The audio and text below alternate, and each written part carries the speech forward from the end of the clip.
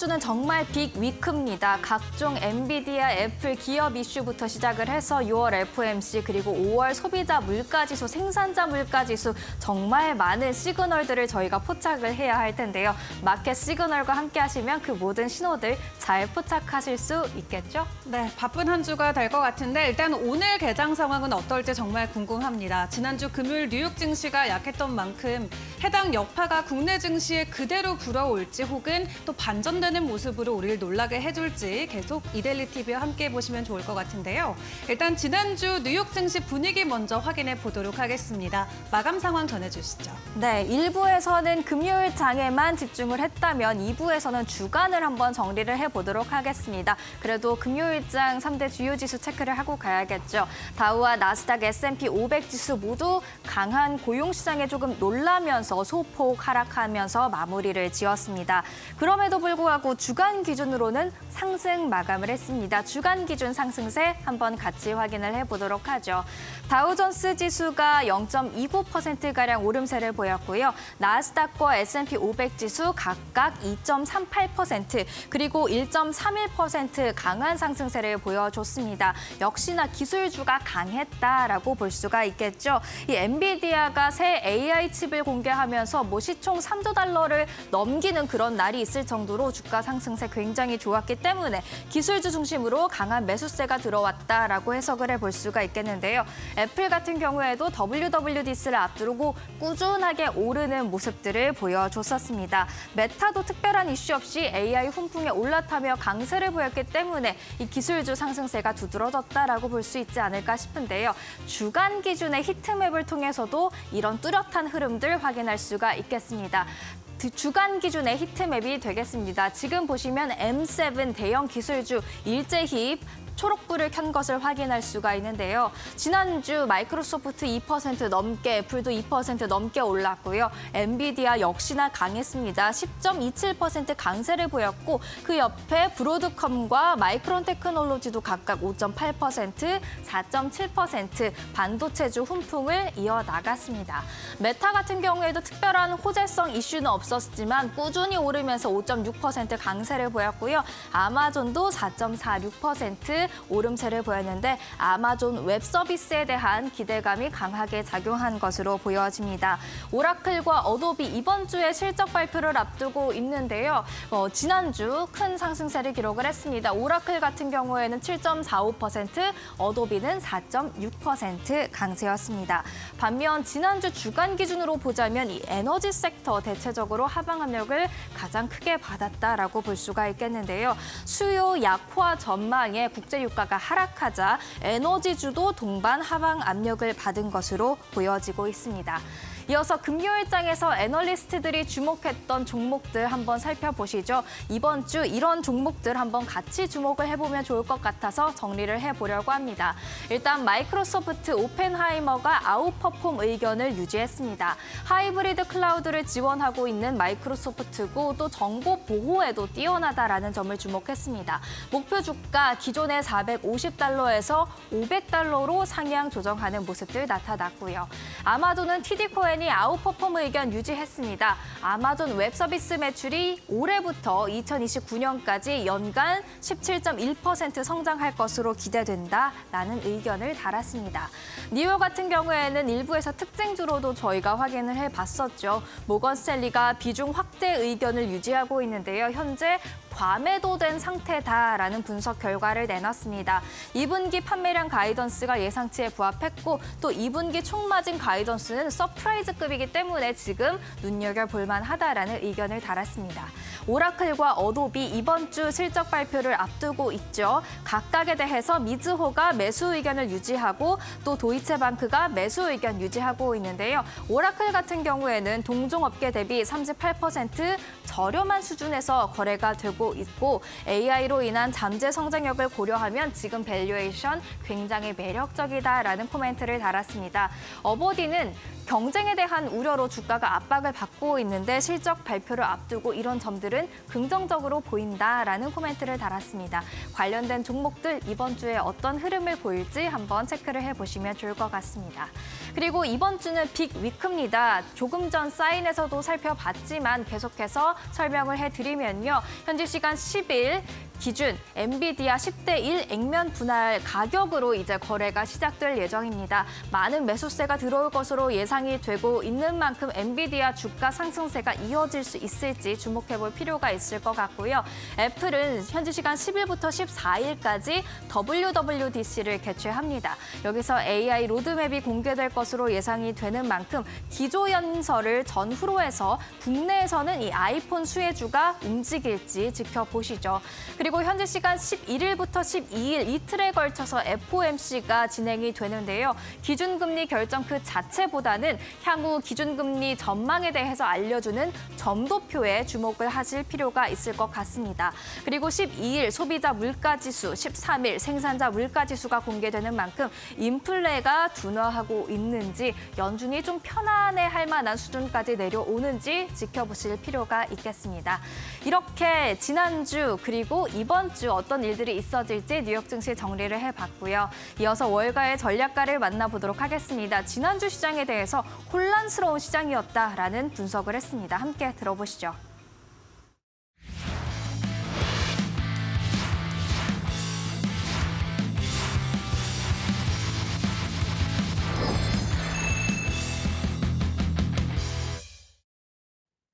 The stocks have been on record highs.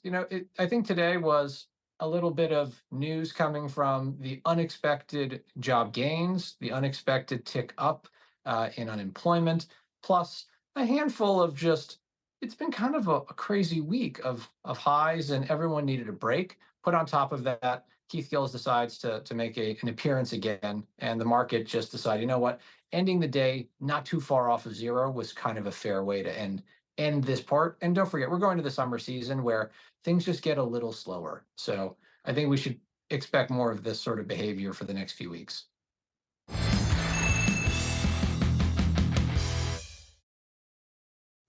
네, 지난주 금요일 우리 국내 시장의 분위기 다시 한번 점검해보고 오늘 개장 전 확인해볼 이슈들은 어떤 것들이 있을지 파악해 보도록 하겠습니다. 일단 지난주는 금리 인하에 대한 기대감이 우리 시장을 굉장히 들뜨게 했던 것 같습니다. 유럽에서도 금리 인하 조치에 나서면서 우리 시장은 양지수 모두 1% 넘는 상승 흐름을 보였는데요. 외국인들이 강한 매수세가 들어와주면서 코스피는 1.23%, 그리고 코스닥은 1.8% 오름폭을 키우기도 했습니다. 그 안에서도 유독 더 돋보이는 테마들이 있었는데 일단 전반적으로 2차 전지와 전기차 관련주들의 흐름 굉장히 좋았습니다. 그 안에서도 에코프로 그룹주들이 동반으로 상승하는 모습을 보이면서 오랜만에 2차 전지에 빨간불이 들어오기도 했는데요. 일단 유럽이 다음 달 4일부터 중국 전기차에 대해서 관세를 부과하겠다라는 소식이 전해졌고 그 전날 미국 증시에서 먼저 관련주들의 상승 흐름이 있었습니다. 해당 여파로 인해서 에코프로 관련주들 일제히 오름폭을 키웠는데 에코프로모티는 지난주 금요일 상한가 안착을 했고요. 지난 한 주 동안도 50%가 넘는 상승 흐름을 이어오기도 했습니다. 다만 중요한 건 지난주 코스피 기준으로 주간 외국인들의 매도 1위 종목이 에코프로머티였다는 점은 확인해 볼 필요가 있겠습니다. 그리고 에코프로 BM도 10% 가까운 반등을 하루 만에 보여줬고요. 에코프로도 7% 가까운 상승 흐름을 보였습니다.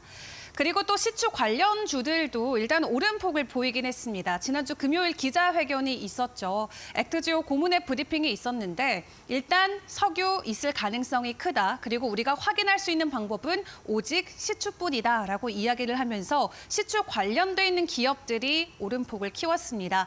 우름 PTS는 20% 넘게 올랐었고요. 서암기계공업은 장중에 상한가 터치하기도 했습니다. 다만 중반 정도의 상승분을 반납하면서 13% 정도 상승 흐름을 보였네요.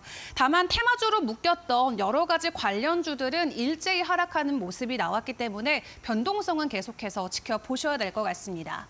마지막으로 야놀자 쪽의 흐름도 체크를 해보시죠. 관련해서 시간에서도 상한가 가는 종목이 나왔는데요. 일단 다음 달에 나스닥에 상장한다라는 외신 보도가 나왔습니다. 기업 가치는 90억 달러까지 현재 예상이 되고 있는 가운데 관련해서 아주 IB투자가 10%, SBI 인베스트먼트는 7.5%의 오름폭을 보였습니다. 시간에서도 변동성이 있었던 만큼 오늘 개장 이후의 흐름도 파악을 해보시죠.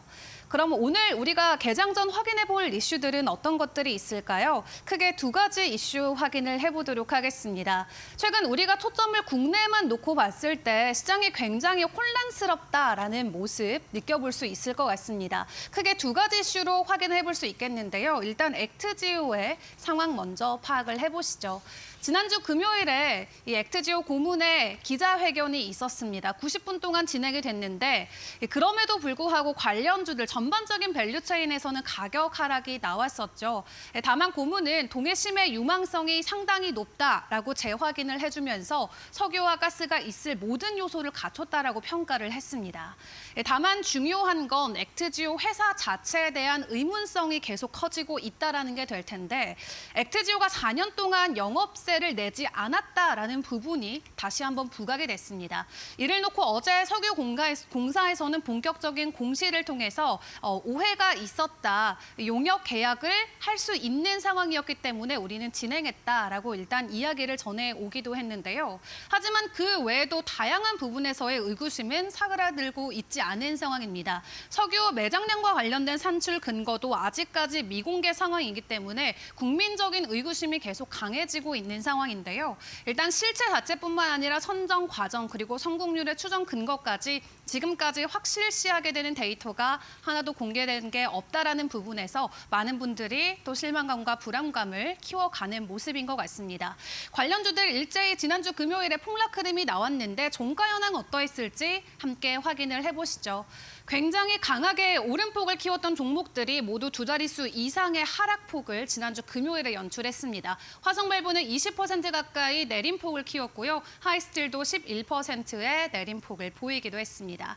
일단 주말 사이 한국공사에서 이야기가 나오긴 했지만 해당 부분으로 의구심이 모두 해소되지 않는다는 평가가 나오기 때문에 오늘 관련주들 다시금 장중에 출렁임 나올지 지켜보시죠.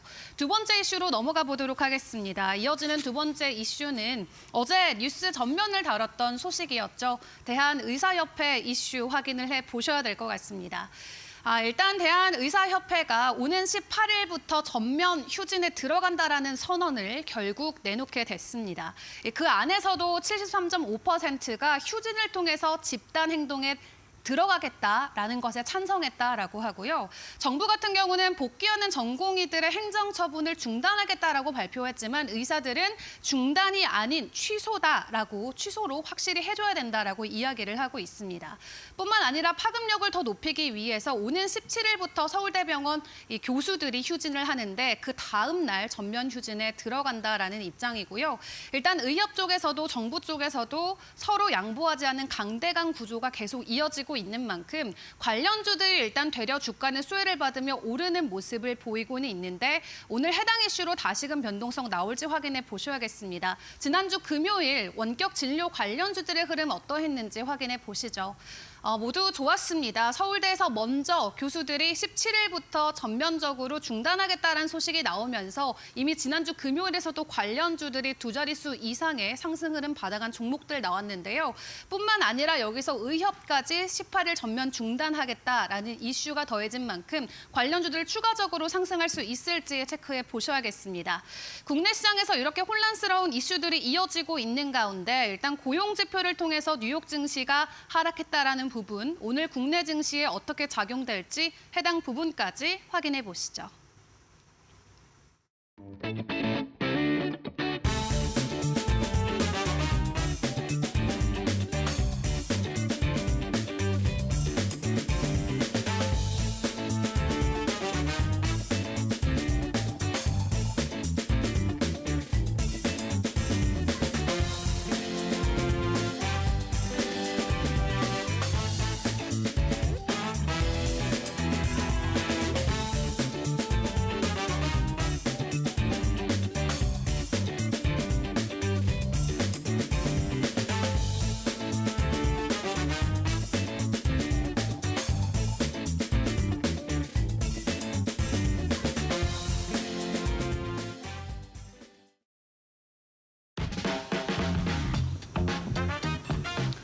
네, 시청자 여러분, 주말 편안하게 잘 보냈습니까? 자, 6월 이제 중순으로 넘어가는 상황이 시작이 됐습니다. 자, 오늘도 어떤 이데일리 뉴스들 기다리고 있는지 지금부터 하나하나 열어보겠습니다. 첫 번째 소식은 주간 진시전망부터 좀 해보겠습니다. 미국의 금리 인하 몇 번 할까? 11일 FOMC에 쏠린 눈. 지난주 우리 시장은 코스닥, 코스피 모두 이 두 지수가 모두 3% 넘게 상승했습니다. 굉장히 오랜만이죠. 좀 기지개를 펴는 건가 싶은 생각도 들 정도고요. 또 외국인도 거의 1조 가까이 사들여서 외국인도 좀 분위기가 좀 나아지는 듯한 그런 모습도 보였고요. 반면에 뉴욕 3대 지수는 주 후반, 즉 목요일과 금요일 날 주가가 좀 이틀 연속 떨어지는 모습을 보여서 조금 이제 달려가다가 좀 쉬어가는 그런 모습도 좀 나타났습니다. 자, 이번 주는 국내외, 특히 이제 해외 쪽에서 빅 이벤트가 두 개가 있습니다. 제목에서도 보셨던 것처럼 현재 시간 11월 12일 날 진행이 되는 FOMC 내용. 사실은 원래 이게 정말 압도적인 빅 이벤트가 될 뻔했는데 지난주 금요일 날 앞에서도 우리 두 앵커분이 설명을 쭉 했습니다만 미국의 5월 고용지표가 사실 생각했던 것 너무 많이 늘어난 것으로 나왔죠. 그러다 보니 금리 인하에 대한 기대감 이런 부분들이 좀 맥이 빠졌습니다. 그래서 아무래도 11월 FOMC에서는 뭐 결과 여부보다도 이 파월 의장의 이 멘트, 어떤 언급 이 부분에 좀 더 디테일하게 주목을 해야 되지 않을까 그렇게 생각이 좀 드네요. 두 번째 역시 빅 이벤트는 뒤에 좀 밑에 좀 나옵니다만 역시 애플의 세계 개발자 회의입니다. 어쩌면 이제 이게 더 큰 이벤트가 됐습니다. 이미 알려진 대로 9월에 출시될 아이폰 16에 챗GPT의 오픈AI의 챗GPT가 이제 탑재가 된다. 여기까지는 우리가 알고 있는 얘기고 그러면 이 챗GPT의 기능 중에 어떤 것들이 애플 이 아이폰에 더 이제 좀 더 부각이 될 거냐 이 부분이 관심이 많죠. 여러 가지 얘기들이 나오고 있는데요. 아무래도 좀 제가 가장 관심 있게 보는 부분은 지금 음성 비서 시리가 있지 않습니까? 이건 근데 잘 이용하시는 분들 드물죠. 근데 이게 AI 에이전트, 즉 AI 비서화 되는 식으로 기능이 강화될 것이라는 얘기 상당히 좀 관심이 많습니다. 아무래도 이게 된다고 그러면 이 음성 비서, 이게 단순히 AI 비서화로 이렇게 확장이 된다고 그러면 올 1월에 삼성이 갤럭시 14의 이 통번역 시스템, 이 AI 시스템을 기능을 이제 탑재를 하면서 굉장히 큰 관심도 있었고 또 판매량도 굉장히 늘었죠. 이거를 좀 능가하는 어떤 그런 기능이 나올 수 있지 않을까 이런 기대감 때문인데요. 9월에 출시되는 아이폰 16에 우리나라 관련주들 많이 있지 않습니까? 기업들 상당히 좀 숨죽이면서 실제로 어떤 내용이 담길지에 대해서 좀 주목을 하고 있는 상황입니다. 두 번째 얘기로 가보겠습니다. 올 들어서 지난달까지 5월까지는 뭐 사실 여러분들이나 저나 뭐 생각이 비슷합니다. AI 관련된 뭐 반도체주, HBM 관련주 예를 들어서 그렇죠. 그다음에 전력 관련된 기기주들, 그다음에 뭐 화장품주, 음식료주 뭐 이런 업종이 뭐 아주 단연 두각을 나타내는 그런 수익률을 보였습니다. 실적도 굉장히 좋았죠. 그럼 자, 2분기 실적에 이제 한 달 남은 6월 달에는 어떤 업종이 좀 관심을 좀 보일까요? 아무래도 실적이 더 좋아질 것으로 기대되는 업종이지 않겠습니까? 보니까 운송주가 가장 영업이익이 늘어날 것으로 됐습니다. 좀 다소 의외죠. 운송은 쉽게 말씀을 드리면 일단 항공운송과 해상운송 두 개로 나눠지는데요. 항공운송, 즉 이 항공기 쪽은 FSC, 즉 대형항공기뿐만 아니라 LCC, 이 저비용 항공사 모두 실적이 크게 늘어날 것으로 기대가 되고 있습니다. 또 아무래도 이제 휴가철을 앞두고 있다 보니까 그 부분에 대한 실적이 좀 좋아지는 성수기 시즌이 돌아오는 것도 분명히 좀 있고요. 유가는 좀 떨어진 거에 대한 부담도 좀 있고 환율도 조금 안정적인 편이죠. 이런 전반적인 것들이 좀 감안이 된다고 볼 수 있겠고 운송주는 저도 한번 HMM을 말씀드리면서 얘기를 했습니다만 1분기에 이 해상운임이 급격하게 올랐는데 이 부분이 1분기 실적에 제대로 반영이 안 됐습니다. 그게 이제 2분기 실적에 본격적으로 반영이 될 거다. 그래서 이 운송주들 같은 경우 2분기의 실적이 실제로 굉장히 좋아질 것이다라는 부분에 대해서 지금 증권사들의 컨센서스가 만들어져 있습니다. 그래서 운송주가 상당히 좀 관심 있게 좀 지켜보는 분야고 증권업종, 보험업종, 이 금융주들도 여전히 밸류업에 대한 기대감이 살아 있습니다. 영업이익이 늘어날 것으로 기대가 되고 있고요. AI 쪽 관련해서는 반도체 쪽이 영업이익이 계속 늘어날 것이다. 역시 삼성전자보다는 SK 하이닉스 쪽에 조금 더 무게가 좀 실리고 있는 그런 분위기입니다. 반면에 표에도 나옵니다만 영업이익이 좀 좋지 않을 것으로 기대되는 업종들도 쭉 있죠. IT, 가전, 화학, 미디어, 철강, 유틸리티 이런 쪽은 좀 좋지 않을 것이다. 이런 전망이 좀 나오고 있습니다. 기본적으로 올 들어서 가장 중요한 거는 실적입니다. 뭐 그래서 일부에서는 이제 실적 장세가 본격화되고 있다 이런 얘기도 하는데 실제 실적이 좋은 기업들이 주가가 많이 오르고 있으니까 뭐 실적 장세로 봐도 무방할 것 같고요. 중요한 거는 이제 우리 시장의 에너지가 지금 자막에서 나온 것처럼 너무 반도체 AI 쪽에 집중되어 있던 게 이제 운송이나 다른 분야로 분산될 수 있다는 이거는 상당히 좀 건강하게 볼 수 있겠다 이런 생각이 좀 듭니다. 자, 세 번째 얘기는 오늘도 이번 주 들어 첫날인데도 엔비디아 얘기 안 할 수가 없네요. 왜냐하면 지난주 엔비디아가 10대 액면 분할이 이제 들어갔죠. 그러니까 이제 이번 주 이제 첫 거래는 이제 오늘 밤부터 10대 1로 액면 분할이 된 상태로 엔비디아가 이제 거래가 될 건데요. 한 주를 갖고 있던 사람이 10주를 갖고 있게 되는 거니까 괜히 부자 듯한 느낌이 들 수도 있을 겁니다. 사실은 이 액면 분할 이 이슈 때문에 지난주에만 엔비디아가 30% 가까이 주가가 급등했던 이유도 아마 부분이 담겨 있을 거라고 생각이 좀 듭니다. 물론 그 이후에 이제 액면 분할 이후에 엔비디아가 계속해서 달려갈 건 이 부분은 여러 가지 설왕설래가 좀 있는 것 같고요. 신중론보다도 일단 아무래도 낙관론이 강하니까 낙관론부터 좀 말씀을 드려보면 일단은 실적이 워낙 좋고 앞으로도 엔비디아 실적에 대해서는 이론의 여지가 별로 없다라는 점이 가장 강하죠.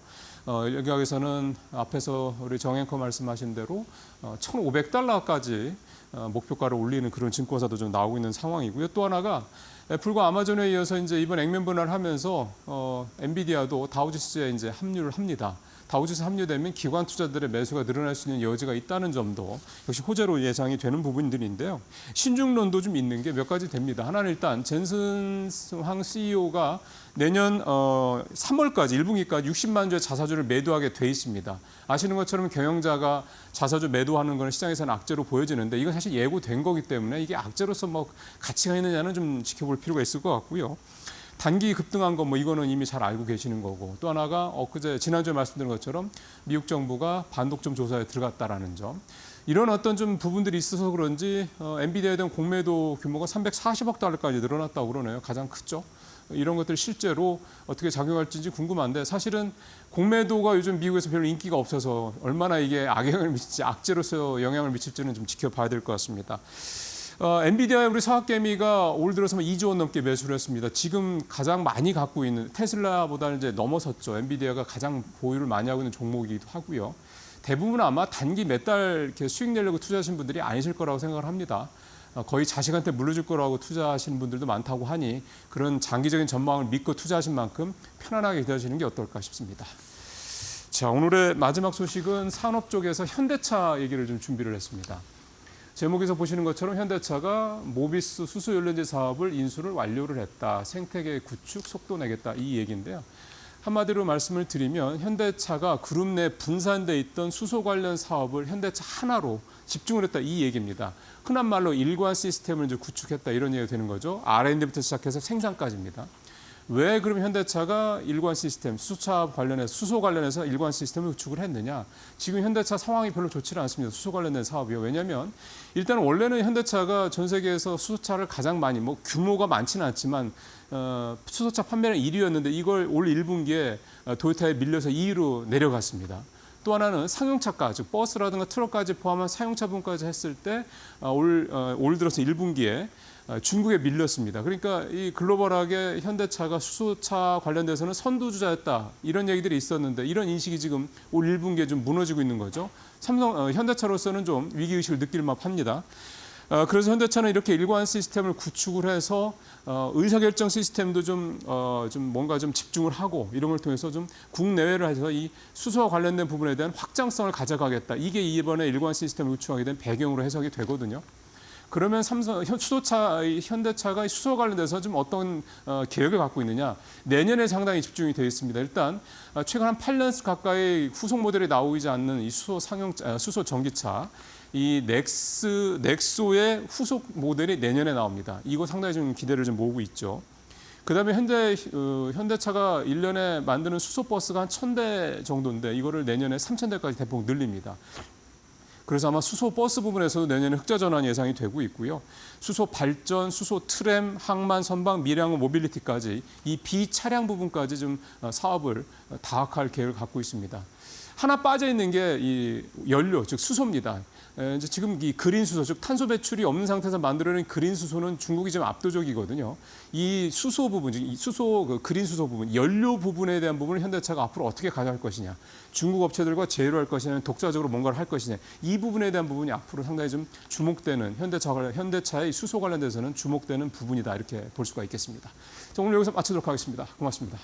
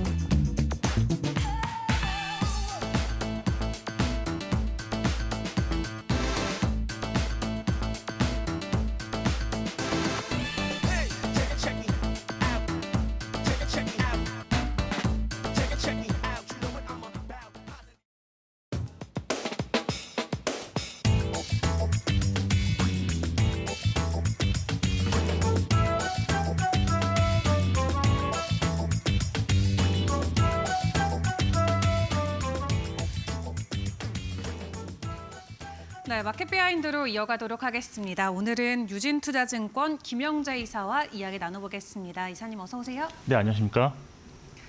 네, 올 상반기에 좋았던 섹터 중 제약바이오를 빼놓을 수 없겠습니다. 지금까지 오랫동안 준비했던 글로벌 진출에 대한 가시화가 되고 있고 또 하반기에도 여러 가지 임상 결과와 관련돼서 기대감이 남아있기 때문인데요. 전반적인 제약바이오 섹터 분위기 함께 파악을 해보고 하반기 투자 전략까지 세워보도록 하겠습니다. 일단 상반기에 제약바이오 전반적인 섹터 흐름은 어떻게 보셨나요? 네, 사실 뭐 종목별로는 상당히 좋았던 종목도 있었는데 업종으로 본다 그러면 그렇게 썩 좋지는 않았다라고 저는 말씀드릴 수 있습니다. 올해 코스피 의약품 업종 지수가 지금 4.9% 하락을 했는데 2.5% 상승한 코스피보다는 좋지 못했다라고 할 수 있겠고요. 반대로 그 코스닥 제약업종 지수는 5% 상승을 했는데 약보합 수준의 코스닥보다는 뭐 좋았다라고 볼 수 있습니다. 이렇게 업종 지수 흐름이 뭐 차별적으로 나타난 거는 조금 원인이 있는데 코스피 의약품 업종은 사실 지난해 금리 인하 기대감이 좀 많이 올라오면서 좀 연말 지수 자체가 좀 고점으로 시작한 면이 좀 있었고요. 그렇지만 그 이후 금리 인하 시기가 계속 미뤄지면서 좀 실망매가 좀 나왔다고 볼 수도 있고, 여기에 또 아시다시피 올해 초부터 이제 정부의 밸류업 프로그램이 저 PBR 가치주 위주로 좀 주목을 하다 보니까 성장주인 어떤 이 제약 바이오 업종에 대한 무관심이 좀 지속되었다고 할 수 있겠습니다. 코스닥 제약 업종은 사실 뭐 시가총액이 컸던 HLB가 리보세라드의 FDA 승인이 불발되면서 급락을 했음에도 불구하고 그보다 더 이제 시총이 좀 더 큰 알테오젠이 올해 지금 173% 상승하면서 지금도 상승하고 있는데 전체 제약 업종 지수를 견인하고 있다라고 보시면 될 것 같습니다.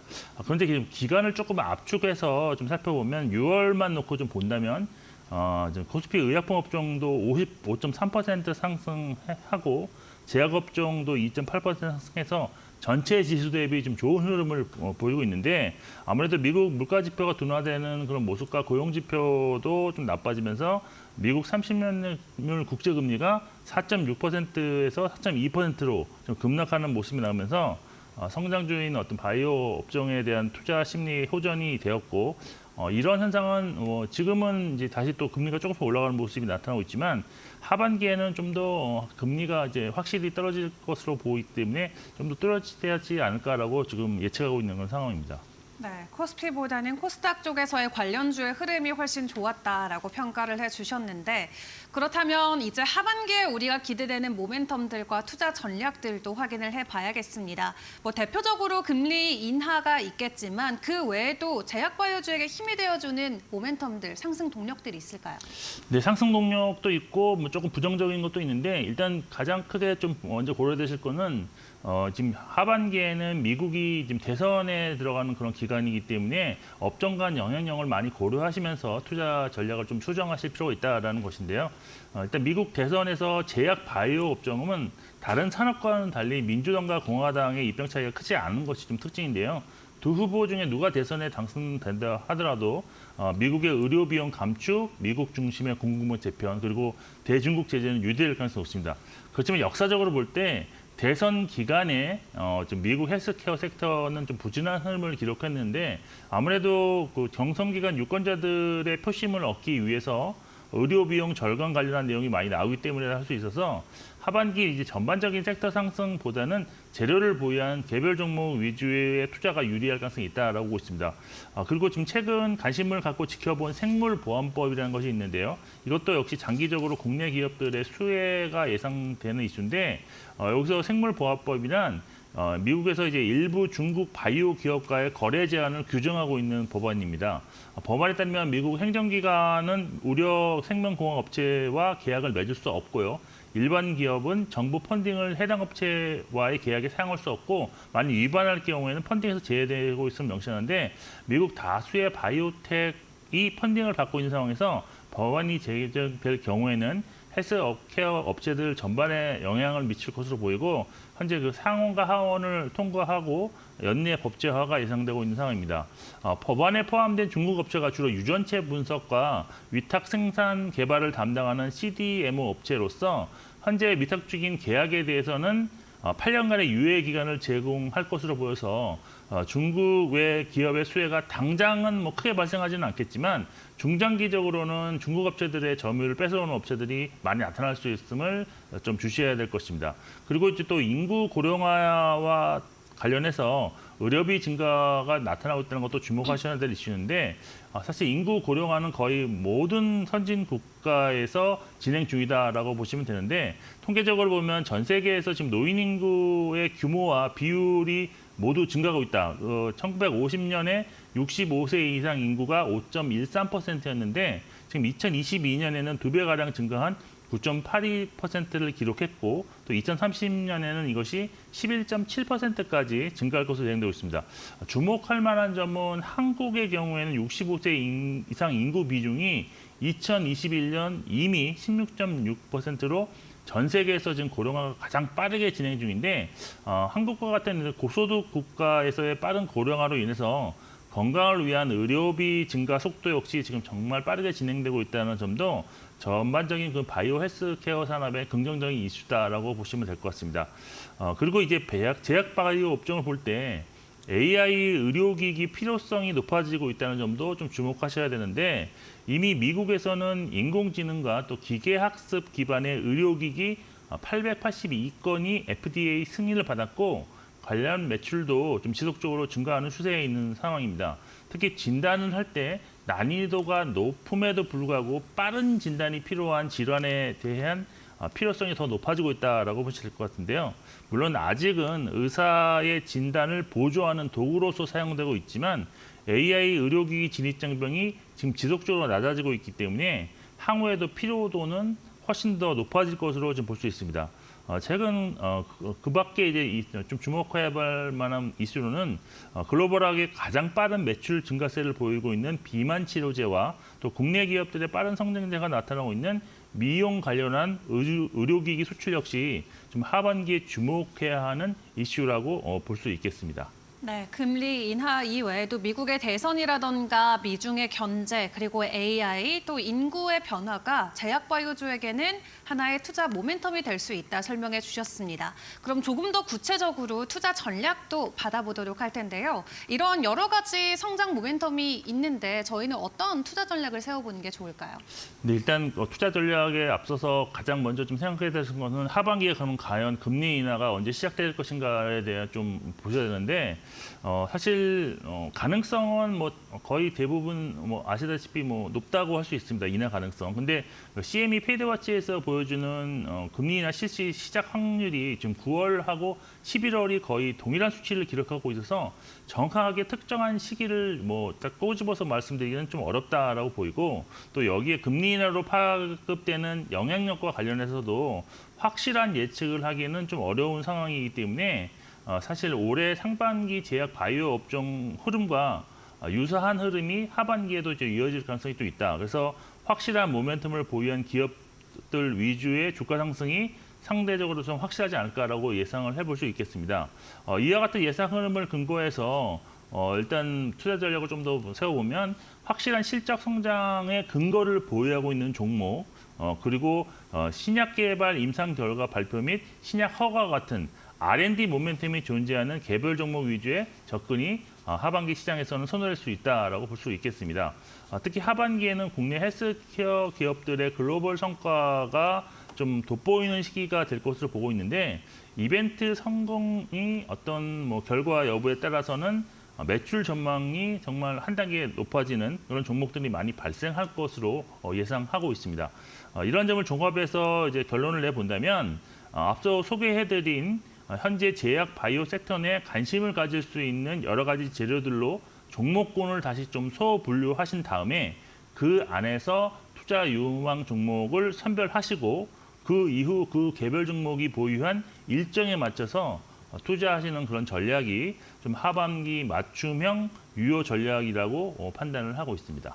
네, 제약바이오주 안에서도 실적과 R&D 모멘텀이 확실히 존재하는 종목들을 잘 선별해보자 말씀해 주셨습니다. 앞서서 하반기 우리가 기대해볼 부분들 정말 많이 짚어봤는데요. 조금 더 구체적으로 종목 위주로 확인을 해보도록 하겠습니다. 먼저 언급을 해주셨던 게 미국의 생물보안법인데 중국 기업들을 제재하기 위한 조치라고 했잖아요. 네. 우리나라 기업이 수혜를 받아올 수 있을까요? 근데 뭐 이쪽 분야에서 조금 전 세계적으로 좀 경쟁력 있는 그런 업체는 충분히 수혜를 받을 수 있다 보고 있는데, 그중에 대표적인 것이 이제 CDMO 부분에서 좀 글로벌 경쟁력을 갖고 있는 삼성 바이오로직스라고 보고 있습니다. 사실 삼성 바이오로직스는 미국의 생물보안법 관련 관심 종목으로 거의 모든 증권사가 추천하고 있는데, 저는 개인적으로 큰 투자 포인트는 일단 실적 개선에 좀 포커스를 맞추실 필요가 있다라고 보고 있습니다. 일단 하반기부터 실적이 좀 큰 폭으로 개선될 수 있는데, 그 이유는 지금 현재 1공장부터 3공장이 풀 가동 중인 가운데 작년 4월 가동을 시작한 4공장의 가동률이 상승하면서 매출에 좀 기여하고 있는 점을 좀 들 수 있겠고요.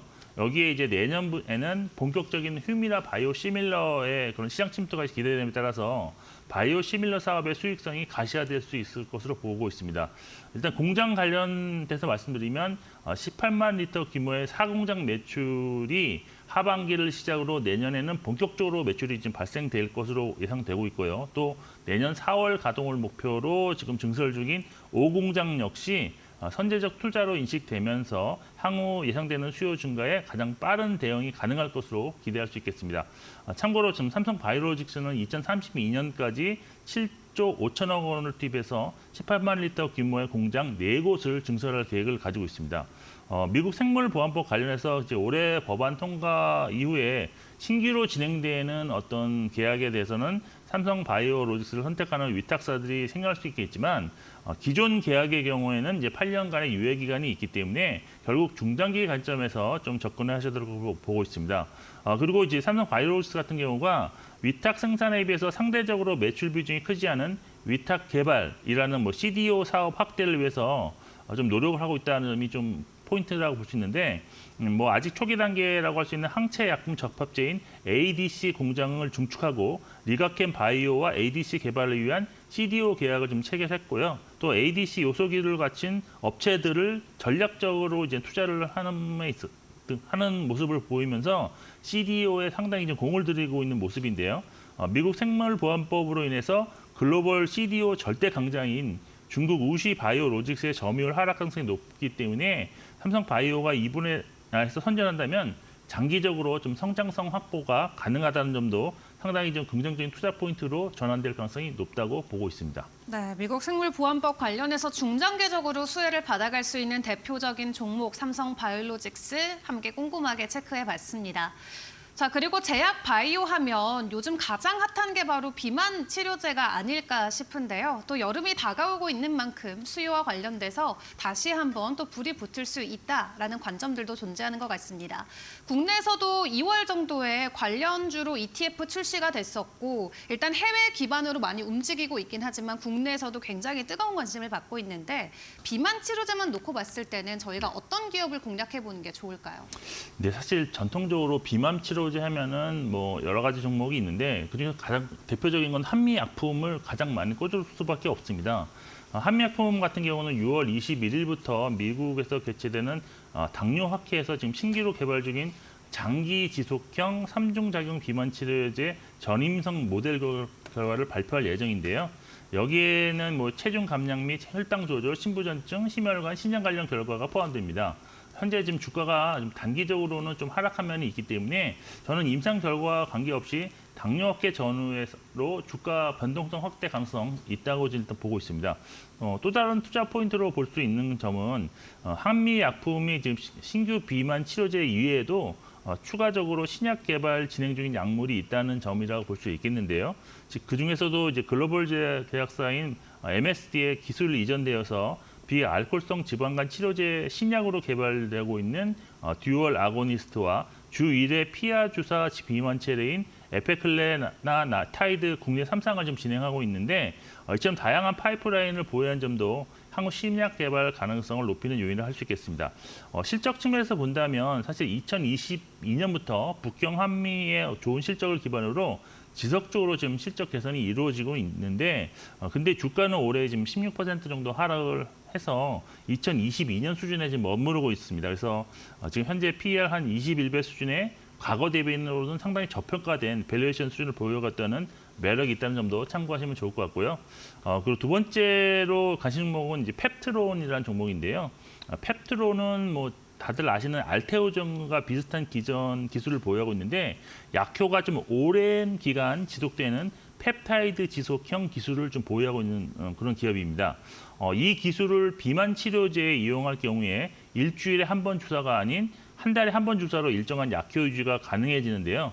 펩틴의 경우 지난해 다국적 제약사와 기술 이전을 위한 텀식과 물질 이전 계약 및 공장 실사까지 한 것으로 알려지지만 그 후 소식은 없었는데 이런 펩틴이 보유한 특허 기술이 글로벌 빅파머 전체에 지금 적용이 가능한 것으로 알려지고 있어서 기술 이전 가능성은 아직도 또 열어두고 있는 상황입니다. 그리고 한미약품과 마찬가지로 6월 하순 그 미국 당뇨학회에서 1개월 사바형 제재 안정형 결과를 발표할 예정으로 알려져 있다는 점도 좀 참고하시면 좋을 것 같습니다. 네, 최근에 오너가 리스크가 있었던 한미약품부터 펩트론까지 국내에서도 이 비만 치료제 관련해서 우리가 충분히 투자 전략 세워볼 수 있는 종목들이 있다 설명을 해주셨습니다. 앞서서 하반기 투자 전략 한번 점검을 할 때 실적 그리고 R&D 모멘텀이 있는 종목을 꼽아라라고 말씀해 주셨는데 그렇다면 기업으로 접근했을 때 R&D와 관련돼서 가장 유망되는 종목들은 어떤 게 있을까요? 네, 두 종목 정도를 꼽아봤는데요. 일단 먼저 셀트리온을 말씀드리겠습니다. 셀트리온 같은 경우는 사실 기존 자가 면역 질환 치료 정맥 주사 제형인 램시마의 피하 주사형 제형 진펜트라가 이제 하반기부터 매출이 시작된다는 점이 투자 포인트인데 매출이 인식되기 시작함으로 인해서 영업이익이 전년 대비 200% 이상 증가가 기대되는데 특히 지금 미국 2위 처방약 급여 관리업체 PBM과 선호의약품 등재를 완료해서 미국 사보험 시장의 한 40% 정도의 커버리지를 확보했고요. 또 연내 추가적으로 두 곳의 PBM과 계약을 완료할 전망입니다. 이에 따라 지금 내년 진펜트라 매출은 올해 예상액 대비 2배가량 증가한 5,600억 원으로 추정되고 있고 이에 따른 영업이익은 올해 예상 6,600억 대비 3배가량 증가한 1조 5천억대로 지금 추정되고 있어서 매우 빠른 이익 성장을 기대하고 있는 그런 종목입니다. 수급 상황도 보시면 최근 한 달간 기간이 2,200억 이상 순매수했고 올해 전체적으로도 3,100억 이상 순매수를 하고 있어서 비록 주가는 올해 한 5.2% 하락했지만 하반기 주가 반등 가능성 좀 충분하지 않을까라고 보고 있습니다. 그리고 이제 유한양행도 상당히 좀 관심을 가지실 필요가 있는데 최근 주가가 우상향 흐름을 지속하고 있는 상황입니다. 이것은 아무래도 존슨앤존스 리브리반트와 유한양행 자체 개발 신약 렉나자의 어떤 병용 임상이 미국 임상 종양학회에서 우수한 결과를 좀 나타내면서 아스코 최고 발표로 선정되었기 때문이었다라고 볼 수 있는데 이 병용요법은 이제 마리포사라고 불리우는데 이번 임상 3상 후속 결과에 따르면 고위험 환자군에 투여했을 때 종양 진행 속도와 사망 위험을 낮추는 결과를 좀 나타냈고 경쟁사에는 아스트라제네카의 타그리소라는 그런 제형의 단독요법보다도 훨씬 우수하다는 평가가 났습니다. 그리고 그 기존의 그 정맥 주사가 아닌 피하 주사로 진행도 다시 동시에 했는데 이 경우에는 투약 시간이 5분으로 단축되고 또 12개월 생존율도 의미 있게 개선되는 것이 확인되어서 신약 허가 시에는 좀 빠른 점유율 상승도 가능할 것으로 볼 수 있겠습니다. 아스코스의 좋은 결과로 지금 8월 21일로 예상되는 FDA 승인 허가 가능성이 높아지는데 만일 FDA 승인이 될 경우에 하반기에 미국에서 6천만 달러 그리고 내년 미국의 지역에서 7천만 달러의 마일스톤 인식을 예상할 수 있어서 올해부터 내년까지 급격한 실적 성장을 예상할 수 있고 FDA 승인 여부 결과도 예상보다 좀 빠르게 진행될 수 있기 때문에 이러한 기대감이 현재 주가에 지속적으로 좀 반영되고 있다고 볼 수 있는 그런 종목입니다. 네, R&D 모멘텀 관련해서는 셀트리온과 유한양행 확인해 볼 수 있다 말씀해 주셨습니다. 하반기 제약바이오 투자 전망 함께 꼼꼼하게 체크해 봤습니다. 도움 말씀 감사합니다.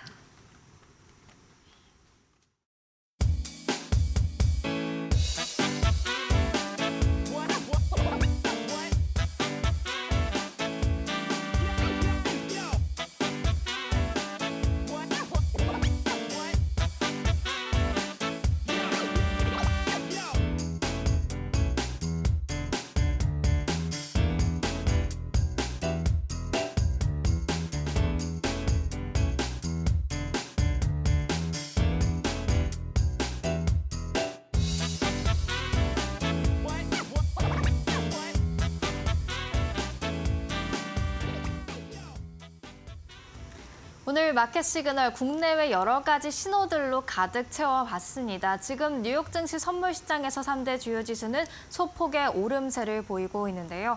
6월 FOMC에다가 또 5월 CPI까지 발표를 앞두고 있는 만큼 상승은 좀 제한적인 듯한 모습들 나타나고 있습니다. 국내 증시도 관망세를 좀 유지하지 않을까라는 생각이 들고요. 네, 빅위크를 앞두고 오늘 국내 증시 출발 현황은 어떠할지 계속해서 이데일리 TV와 함께 점검해 보시죠. 저희 오늘 준비한 소식은 여기서 마무리하도록 하겠습니다. 내일 같은 시간에 다시 인사드릴게요. 함께해 주신 여러분 고맙습니다.